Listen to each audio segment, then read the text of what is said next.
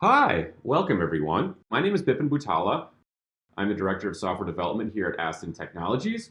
I've got about 20 years of experience in the software development field, and I've been with Aston Technologies now for the past 10 years. In that time, I've built a staff augmentation and professional services business unit of about 50 developers. And so I'll go into a little deeper depth about what we do at Aston here in a little bit. But I'm going to hand it over real quick now to Dalton so he can introduce himself.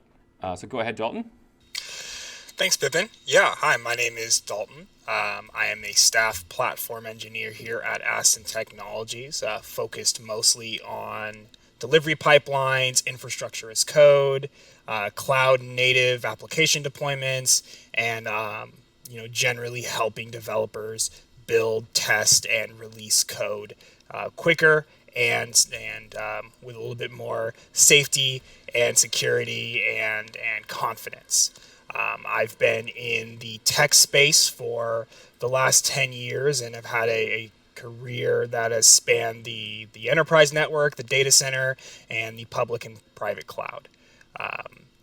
Most recently, I've been focused on Terraform, CI/CD pipelines via GitHub Actions, and building resources and serving applications in AWS. So, as Dalton keyed in, that is going to be the primary topic of today's demo and talk.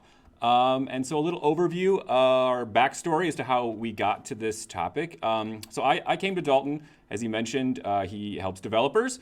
And I came to him a couple months back and asked him for some design and advice on how to improve our build pipeline.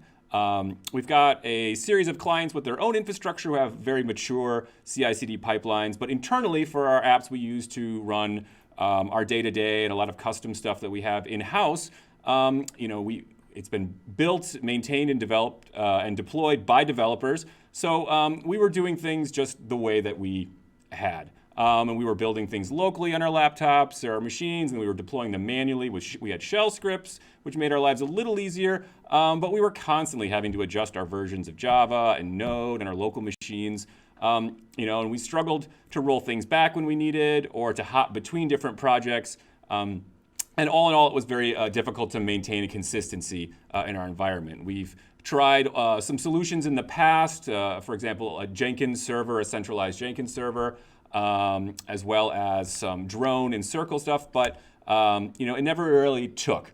So what Dalton proposed was using GitHub Actions, which is a fairly new service provided by GitHub, as the primary CI/CD service. And since we're already using AWS for all of our infrastructure, it made sense to host and store our build artifacts in S3 and use Terraform to build the rest of our AWS infrastructure. So that's kind of what we're going to be talking about. We demoed out that process, which is what I'm going to show you with the project today. And then since then, we've converted our internal apps over to that process, and resounding joy from all the developers on the simplicity and ease it makes their work. Real quick here, before I dive into the code and the actual demo, I just want to talk a little bit about Aston Technologies as an organization. Aston Technologies is a staff augmentation and professional services organization. We're split into two main business units. There's a data, voice, and networking business unit that has about 150 engineers.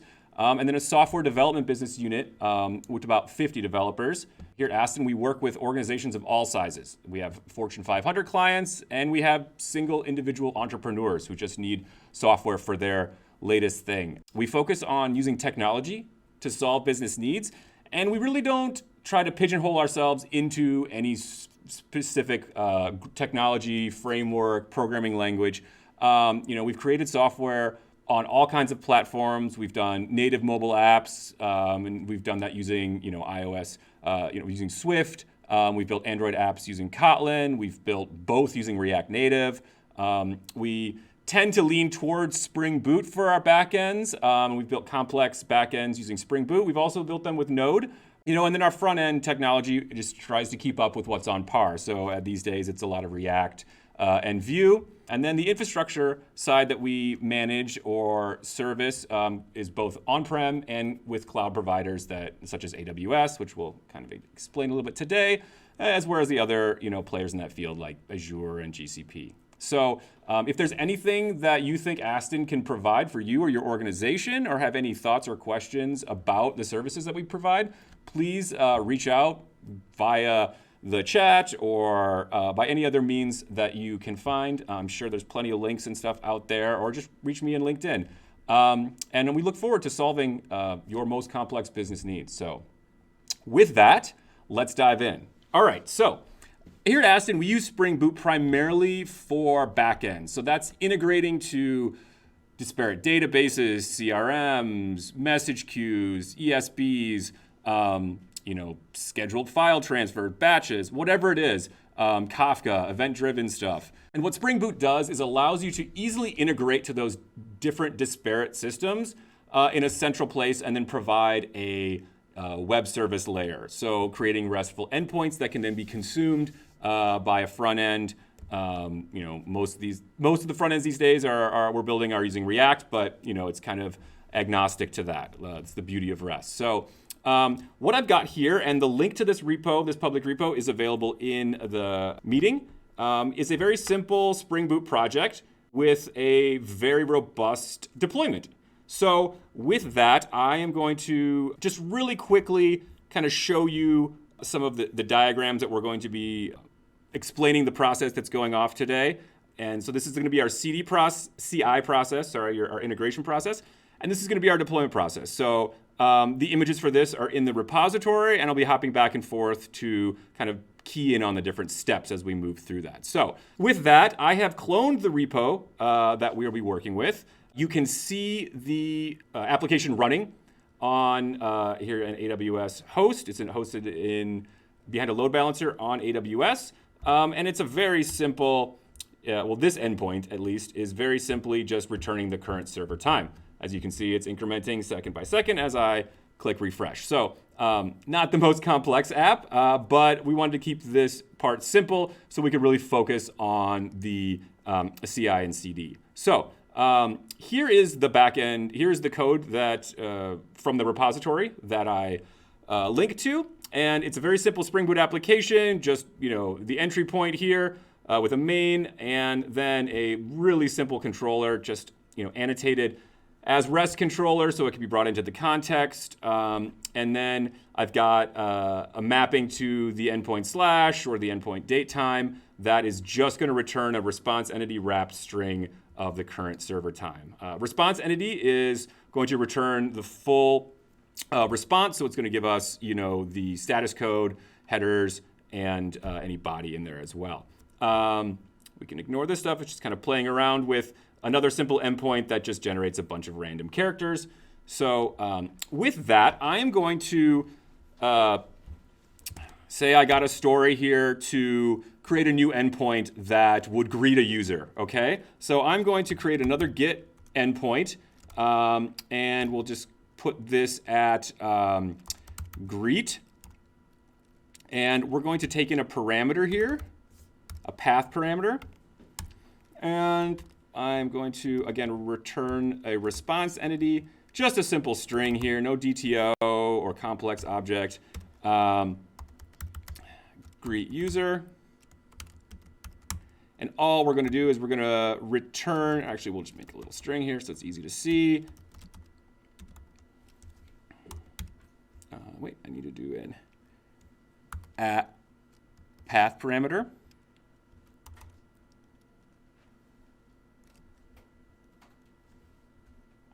So again, like I said, we have a map and endpoint here. Oops, I need a slash there. Good thing. That takes in a path parameter and is going to append a message like hello.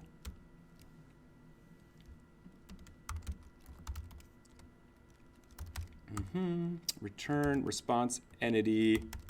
Give it a 200 with the response. All right, so this endpoint / greet / name, if we go back and look at the production server here, greet, Bipin, you can see now, white label, 404, not found. Page doesn't exist on the production server. So let's just double check that it runs locally here.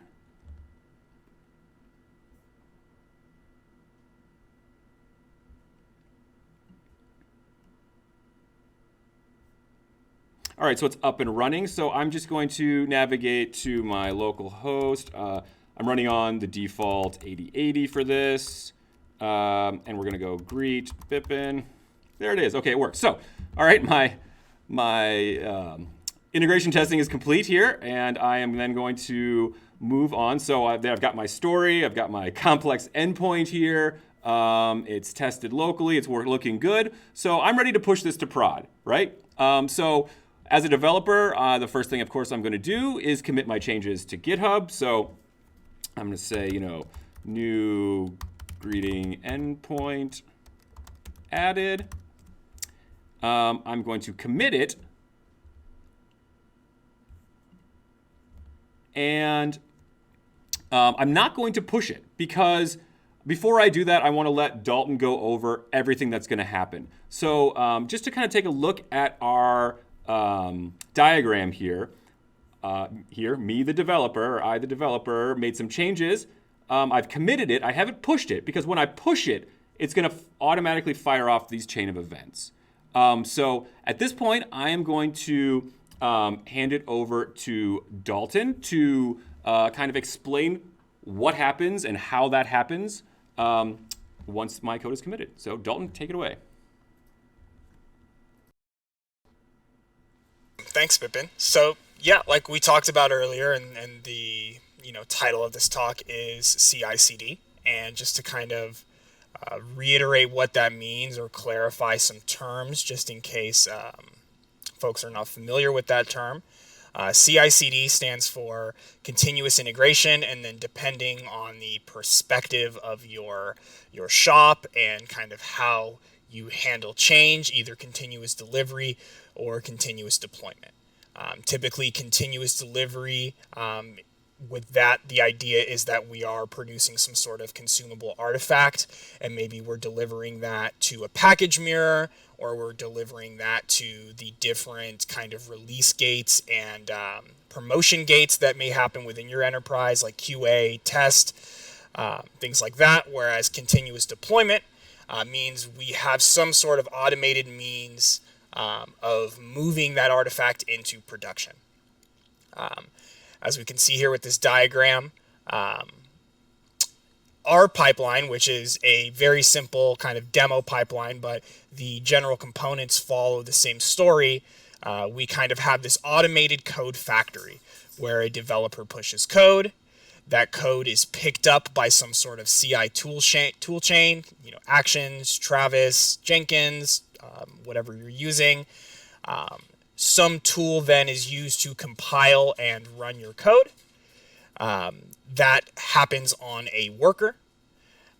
And the result of that compilation is some sort of artifact. And that artifact is then stored somewhere so that it can be referenced or consumed later on down the road. So with our particular use case and with our project, we are using GitHub Actions. And GitHub Actions is a CI service that is very easy to configure and very easy to get started with. And let's walk through actually how that happens. So I'm going to switch over from looking at our repo here to just straight up VS Code. So we're in VS Code now. All of the integrations for GitHub Actions happen through these two kind of directories here, this .github directory and then the /workflows directory.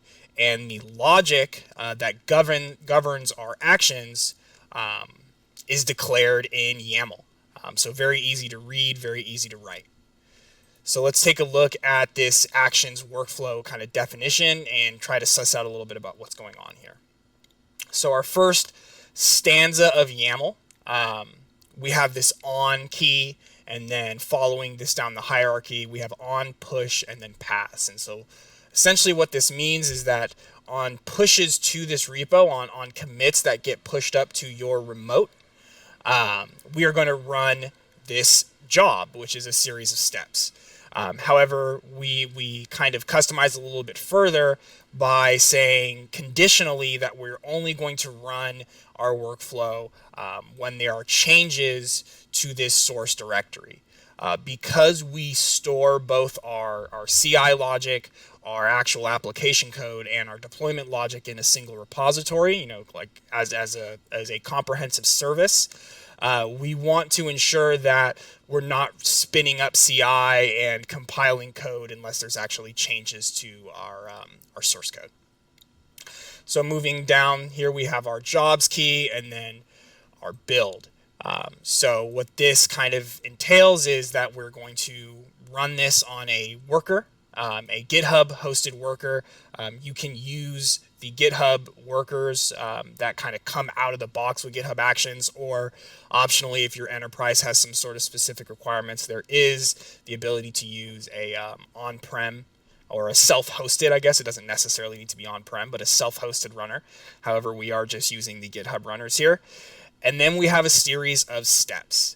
And these steps help us to declare both what our environment looks like and the actions that we're going to take when we build and compile and push our code.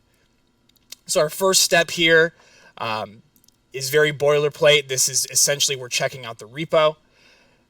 From here, we set up JDK 11, which is going to be our environment that we're going to use to work with Java. And our first real kind of meat of the pipeline happens here with this build with Maven step. And we're just running a Maven command to build our artifact.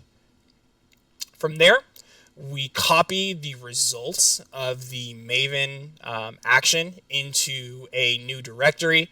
And what we do here with this asterisk is just kind of a nice way of ensuring that as your artifact name changes or as the version changes, depending on how your build system is configured, that you don't need to update your CI pipeline each time that happens, or things don't break or files can't be found. So instead of specifically specifying like a target build or a target file name, we just copy everything that has this .jar extension into the artifacts folder. From there, we need the AWS CLI installed so that we can work with S3. We set up our AWS credentials to be able to interact with AWS. We build service accounts that are kind of follow the least privilege model here. So our the account information that we provide to our pipeline runner when we push to S3 has permissions that are kind of designed to just allow it to interact with S3. To manage those secrets, we just use the built-in GitHub repository secrets, which are a great way to store and manage your secrets and make those available to your pipelines. And then finally, we copy our files to S3. And what we do here, when we expect this command, is we pull our S3 bucket from our secrets, and then we name each artifact directory, or we name each kind of upload after the git commit SHA. And we just take the first 7 characters of the SHA and we name a folder within the S3 bucket with that name. And I will tie that in later and how that works, but it is kind of important to this specific use case here. Okay, so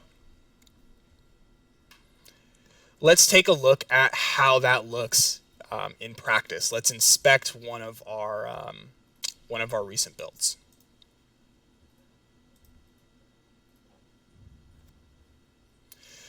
So we can see here that all of the kind of step names that we've defined within our action show up in the GitHub Actions build UI, and this all gets triggered on every push to the repository. So we set up Java, we build with Maven, this pulls in our dependencies,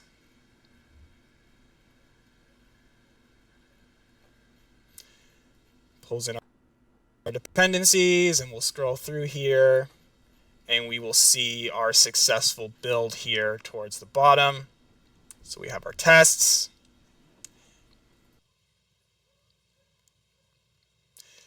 And we have our successful tests.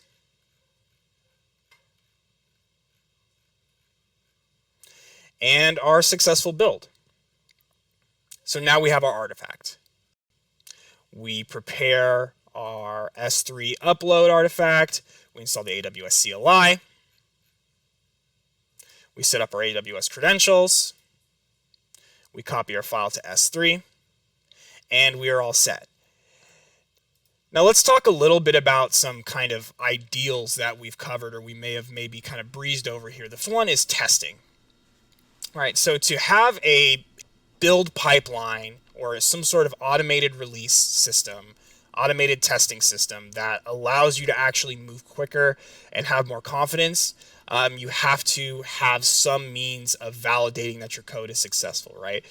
It's not enough to just ensure that your code compiles and runs, but you also want to ensure that your changes didn't introduce any regressions or bugs that you maybe otherwise weren't aware of, especially if you're working on a complex software project.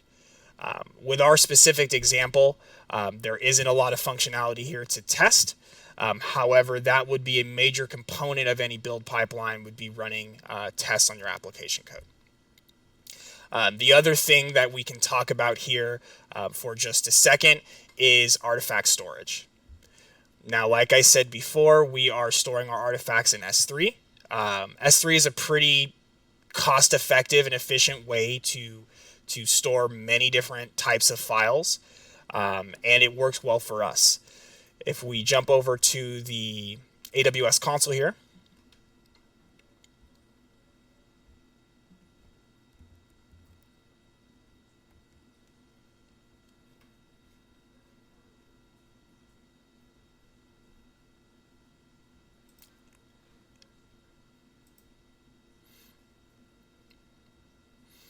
and we pull up our objects, we can see all of these folders where we have had commits, and those get pushed into S3.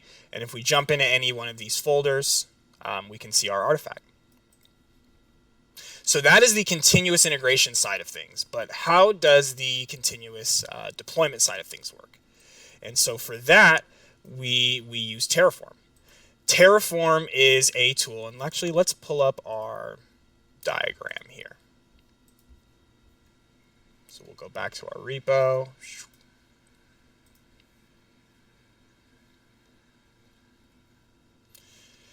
So Terraform is a tool that allows us to provision resources in both public and private clouds and kind of declaratively and reliably build operating environments for our infrastructure.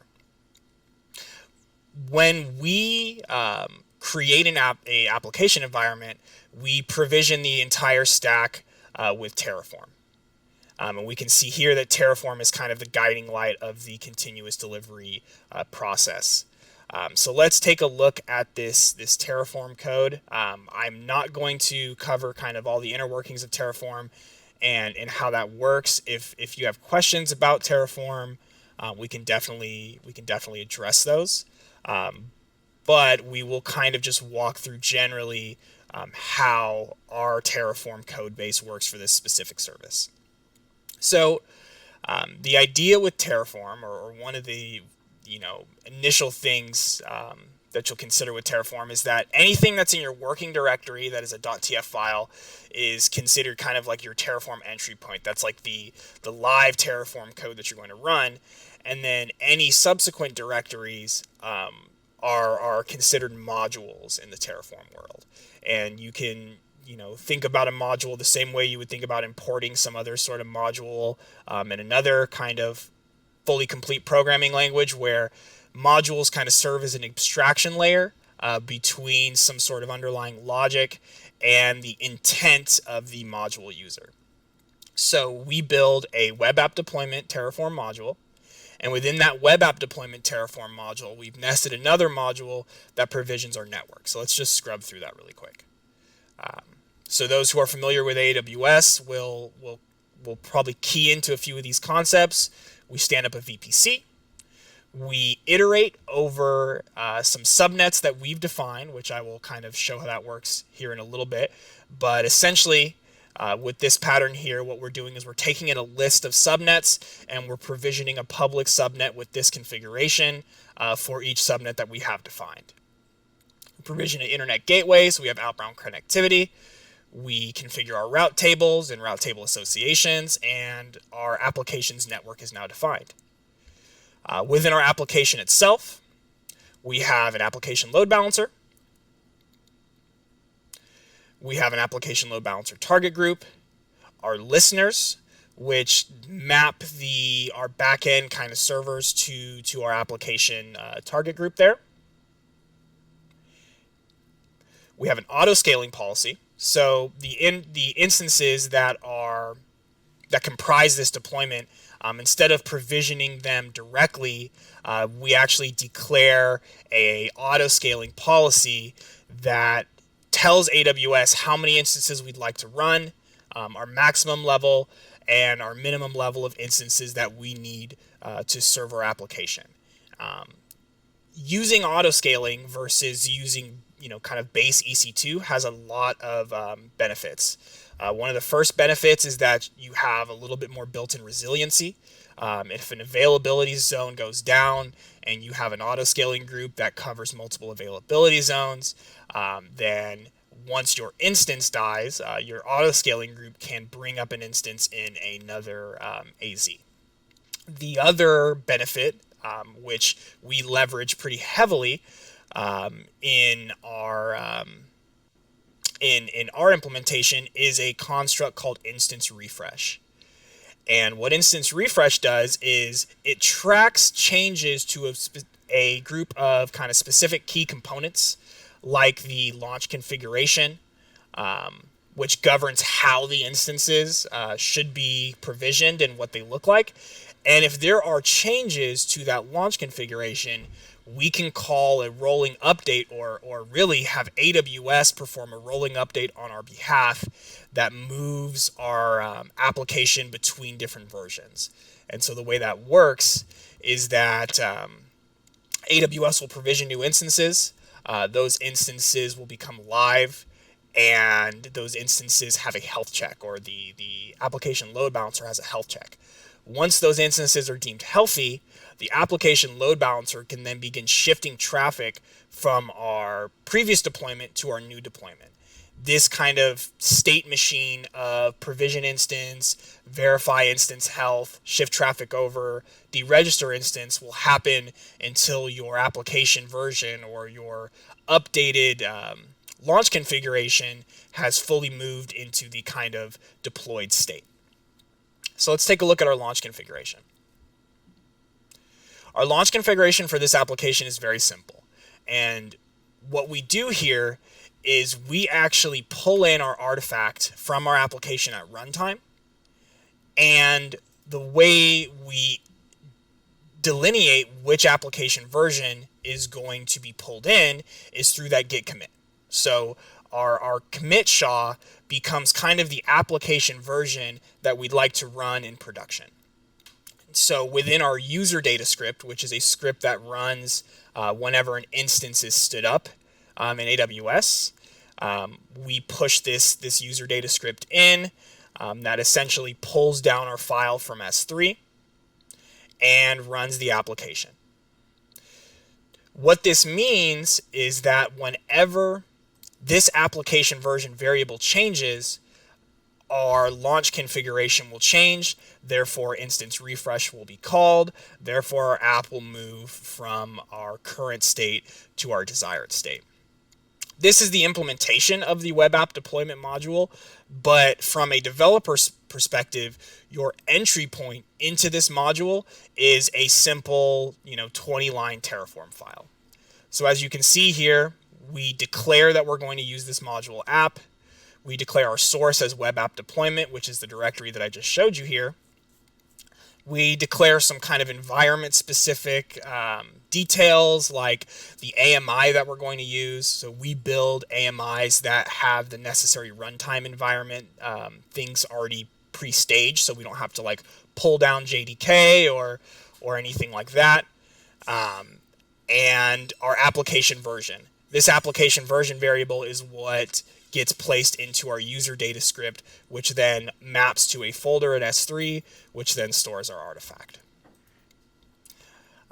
Other variables in here like backend port and subnets are kind of propagated through both our network config and our web app deployment config, as you can see here when we do things like stand up security groups.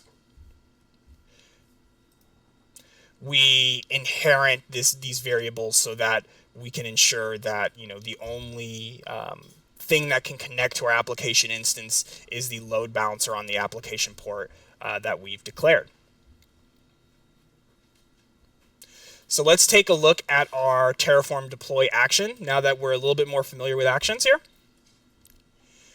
So we have a little bit of a different on stanza here. So here, instead of on push, we are triggering on release. And what this means is that even though our build system is automated, our deployment still has a human gate, which is important to a lot of teams. A lot of teams want to release to staging, or they want some sort of final check on their releases, and they're not quite ready to move to an implementation where they're fully just pushing code into production through an automated system. So having a release gate where we specifically can determine when our deployments happen is very kind of critical. And then we have our deploy Terraform job. So again, very similar here. We set up AWS credentials, and Terraform uses those credentials to work with AWS. We have a deployment account that has separate permissions from our CI account that we also pull in from our GitHub secrets. We initialize Terraform. We validate that our Terraform code is correct, and then we run Terraform apply. So let's take a look at what that looks like from a pipeline perspective. So jumping back into our actions here, we can see that our, what is kind of nice is that we can see that, our different naming features here show up in the GitHub action. So it's very simple to see what workflow is running at what time. So if we look at our pre-lecture setup here,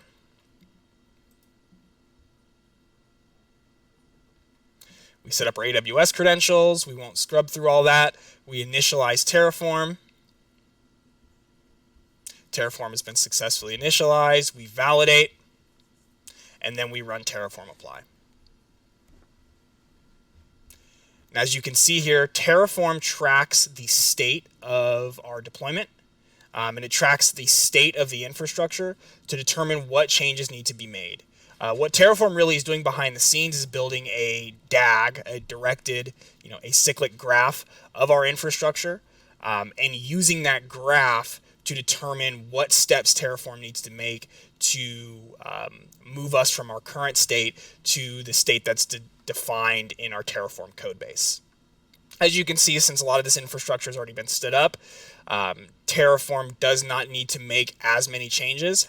However, this is something interesting and something that might be very interesting for platform teams or security teams, is we have this note of objects have changed outside of Terraform. And what that kind of means, or how we can interpret that, is we have made changes during testing to our security group, and we allowed SSH so that we can connect to our instance and run some debug commands. When Terraform notices that there are rules that have been added to your AWS security group that were not provisioned by Terraform, by default, Terraform will revert these changes. This is a pretty great way, just out of the box, to ensure that your infrastructure is compliant, that there is less drift, and that you are running the infrastructure and the application kind of ecosystem that you expect to be running. So here at the end, we see our Terraform plan execute, and our apply has been complete. So let's actually see all these components in action. Bipin, would you please push some code? Absolutely. All right, so I'm going to go ahead and push.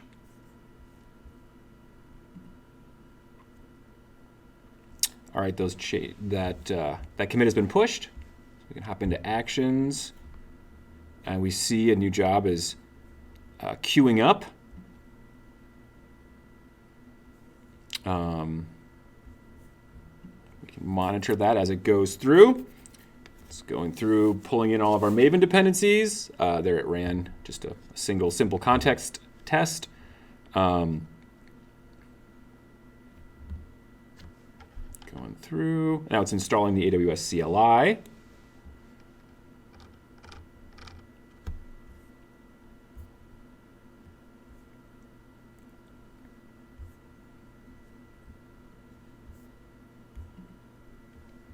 All right, it's still swinging through that.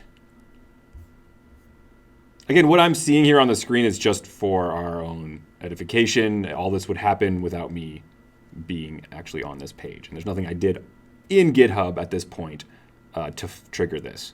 Again, all of this just fired off from a simple commit to look at our original diagram here. A new commit is pushed. The GitHub Actions worker kicks off the Maven build.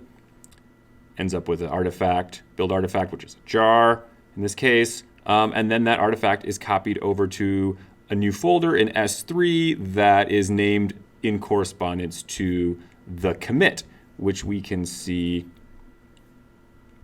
right here, of course. Dalton, would you like me to continue then and doing a release, or?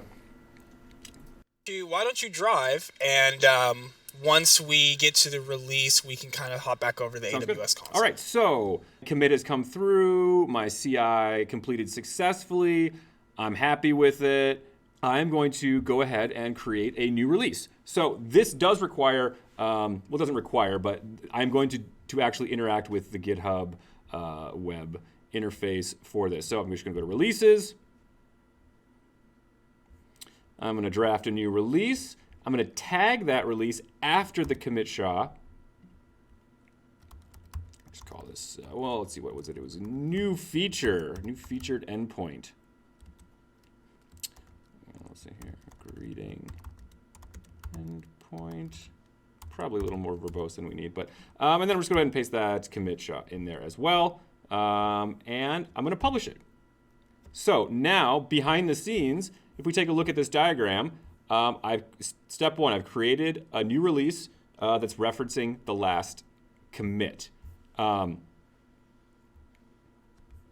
Oops, I think I messed up though. I first need to change my web app TF. So we will fire that in there. I'm going to save it. And then I am going to commit that. All right, so that's in place. Let's ditch this release. And let's start a new one. The same tag that references the commit. Let's just call this lecture. All right, so now when I publish this release, it's going to know where to look for that built jar. So hopping back into actions, we can see the job kicked off here. Eventually, yep, lecture. So this is the one I stopped before. So the lecture deployment is in process. We can go over here and see, oh, is it working yet? Is it working? Nope. So that's, we know that it's still running the old version of the code. We take it back a look here into, looks like that completed successfully. All the steps of basically copying that jar from S3 onto the instance and firing off all of the target group changes, or the instance refresh, sorry. If we take a look in the EC2 console and we look at our target group and we see our instances in the target group, we see we have 2 healthy instances here. And those are the old versions of the application. It will take a minute here for the instance refresh to get triggered. So while that is working through, I'll go through this diagram a little bit more what's happening. So, a new launch configuration is created, new instances spun up from our AMI, so that's probably what's happening right now. It's going to put them into a target group. Those instances are then going to go into S3 and look for the folder named after that Git SHA and pull down the jar. It's going to then take the jar, apply it to the instance, and then that instance running the jar is going to register with the load balancer.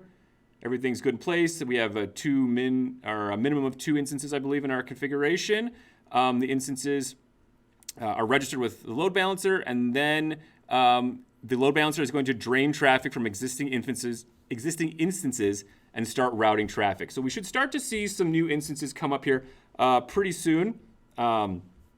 If everything went through, I believe it's through. And in the meantime here, I can double check that I have my, so here, we're going to copy, let's see, initialize Terraform.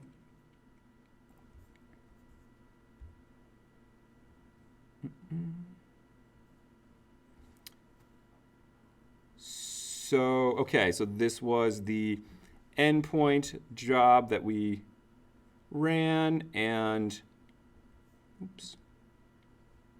we copied it into the folder C34.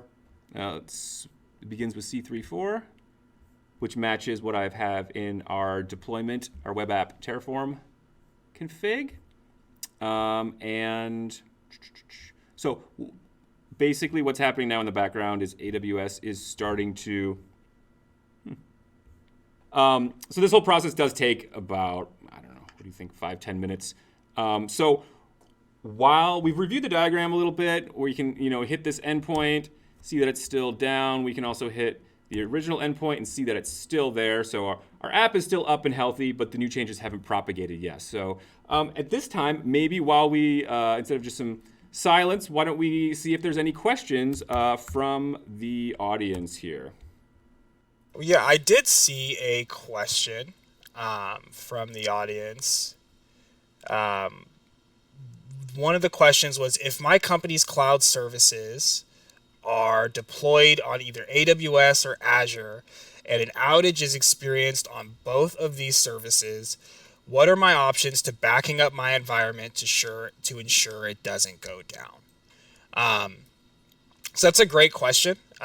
One of the things that, like, the AWS well-architected framework and really any cloud provider is going to instill in you, if you kind of ingest a lot of their materials, is that there are different tiers of availability, resiliency, and redundancy kind of built into your public cloud platform. And while different providers may have different nomenclature, generally they follow the same construct, which is that there is some idea of a physical zone, an availability zone, something of that nature. There is the idea of a region, and those two things kind of play in tandem to describe the redundancy or availability within your application. And so one of the things that you can do to avoid outages, whether you're multi-cloud or single cloud, is to deploy your services across multiple regions, right? If Microsoft and AWS are both down on the East Coast, or there's some massive East Coast outage, your application with a sufficient level of redundancy should be able to move traffic over to another region, US West, for example. Typically, a lot of that inter-region redundancy is going to happen either at the DNS level, with something like Route 53 in AWS kind of performing its own availability checks and routing traffic at the DNS level, kind of round robin or based on some scheme to your regions, or through some sort of construct like VPC peering or inter-region peering or things like that. But generally, I would say the answer to that question of what do I do if my cloud provider is having problems is to ensure that your application is deployed across multiple regions and to test that failover, to make sure that happens, and when you're services in one region goes down, that there isn't some sort of hidden dependency that you maybe weren't aware of. So both building out, inter-region availability and also testing your cross-regional failover are going to be very important there. Great. Yeah, it looks like there's another kind of Terraform-centric question from Joshua, who asked, I may have missed this, but when you set up the TF files, do you not need to set these configs in the AWS console as well? I don't believe so, but I'll turn it over to Dalton. Sure. Yeah. So, no, AWS or Terraform doesn't need a whole lot of console work to get going. Realistically, you will have to have some sort of IAM account provisioned, and you will have had to request a AWS access key to be able to work with the AWS API. So obviously you will have to go into the console and create an account, create an IAM user, and get an access key and all that good stuff. But other than that, you can, for the most part, anything that you can build in the AWS console, you can build with Terraform. And really, they're communicating with AWS over generally the same APIs. And so, no, there's not a lot of things that need to happen kind of on day zero to get started with Terraform. One thing that we do here at Aston, and it's also a kind of I would recommend for any team working with Terraform in production, is we do store our Terraform state. So earlier I talked about Terraform's DAG that it builds and current state and desired state. So that state file is really just a big old JSON file. And that file can either be created and stored and managed locally, or stored on some sort of object storage by a cloud provider or some other sort of host. So I would recommend that if you are working with Terraform and you're collaborating with Terraform, or you're using some sort of automated build tool to work with Terraform, that you create like an S3 bucket and store your Terraform remote state within that bucket.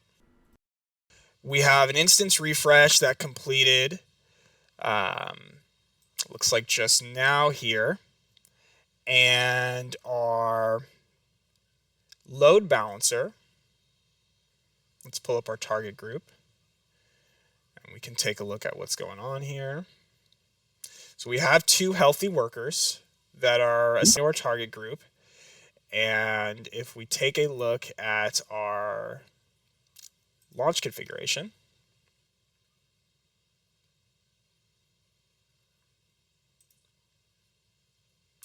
yes, so it does look like potentially that deploy did not get pushed with the new commit. So if you're looking at my screen, for example, we have not moved to the to that C, that commit hash starting with C.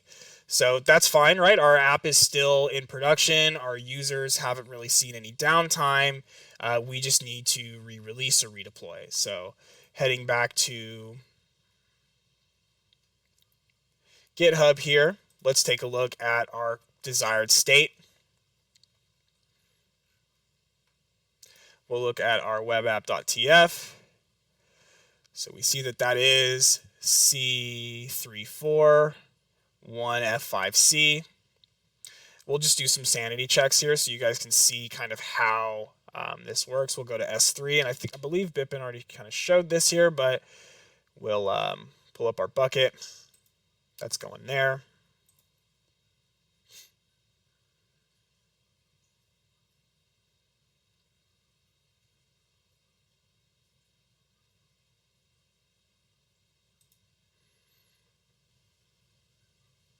And we see that our artifact is there, and it exists right there.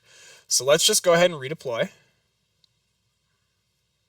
And we'll need to create a new release so that we ensure that we're running off the latest commit. So we'll go to releases here.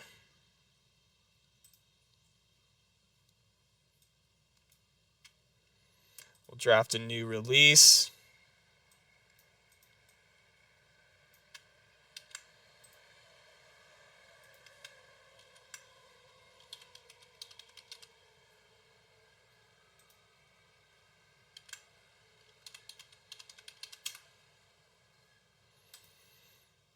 and we'll publish.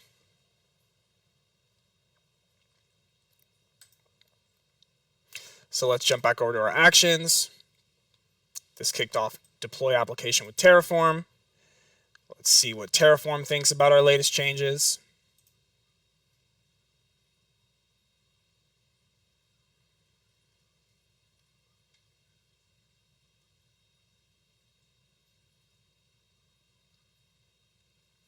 So it looks like Terraform has seen that our launch configuration needed to be updated. There we go. Now let's jump over to our load balancer, or we'll just jump right into the EC2 side of the AWS console.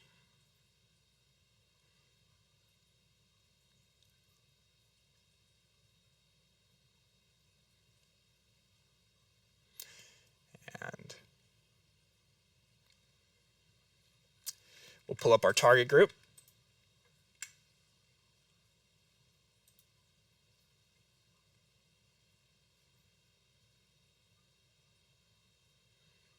There we go. So now we're draining a target.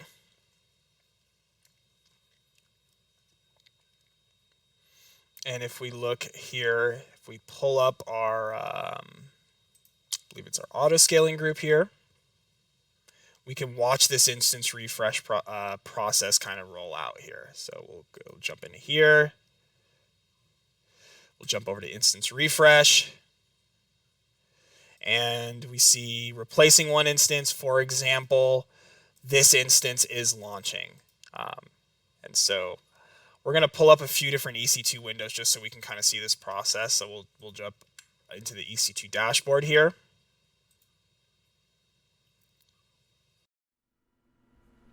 So one of our two instances is fully up with the new endpoint. Let's see here.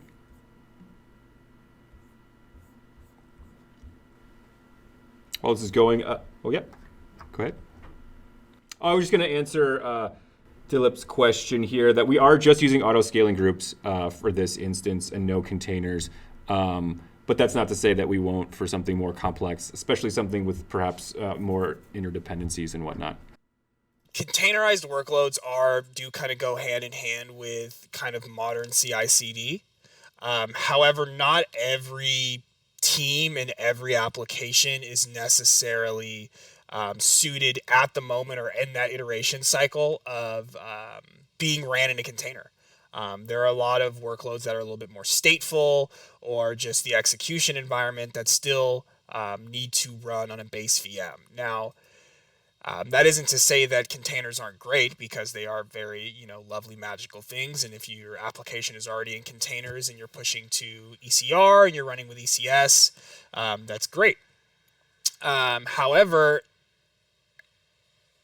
I think that there should always be an opportunity for teams, regardless of the way they run their app, to utilize automation, right? And utilize these kind of frameworks and practices. So as a platform person, when a team comes to you and says, hey, we want to have an automated release or automated deployments, it's a little different to say, okay, here's how you can do that with how you currently run your application, versus saying, okay, well, you need to build your application in a container, right? And that's something that I think that a lot of DevOps folks, platform folks, kind of should consider. Is I've heard this described as the hamburger problem, right? Where you imagine you have a food truck and you serve hamburgers, and you've heard that people are more into healthy options now, right? And so you go to your food supplier, which as a developer would be like going to your platform team, and you say, well, I want a healthier option. How do I serve a healthier burger? And instead of, maybe giving you some low-fat beef or some different bread, they say, well, really, if you want something healthy, well, you have to start making salads. And your food truck says, well, we don't make salads, we make burgers. And they say, well, the option for health is a salad, right?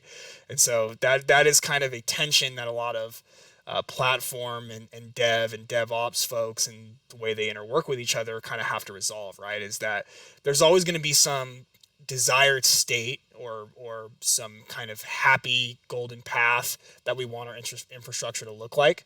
However, it's important to see that we have a lot of tools in our tool belts to layer on these practices to application environments that aren't necessarily fully cloud native or fully, optimized and running in a container and all that. So I know that was kind of a long digression, but it is something that I do think about a lot, and I hope that, provides some clarity.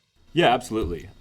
And just to add to that, we're trying to taking this one step at a time. We've got, a suite of about 25 or 30 applications that we're moving over to this process. Each one was written by a different developer.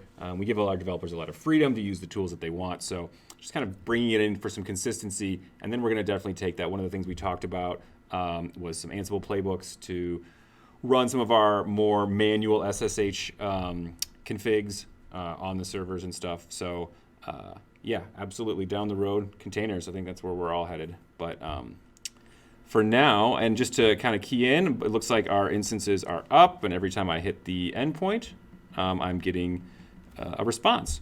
So, outside of me, jumping the gun there a little bit, everything went pretty smooth. And in the real world, I think, I would fire this off and then walk away, get a cup of coffee, and come back, because it does take, I think it took us about 10 minutes to do that. But the beauty of this, and which I really like, is that from the user's perspective, they're still hitting those old, the previous version of the app, and there's no downtime, despite how complex your app is or how long it takes to come up.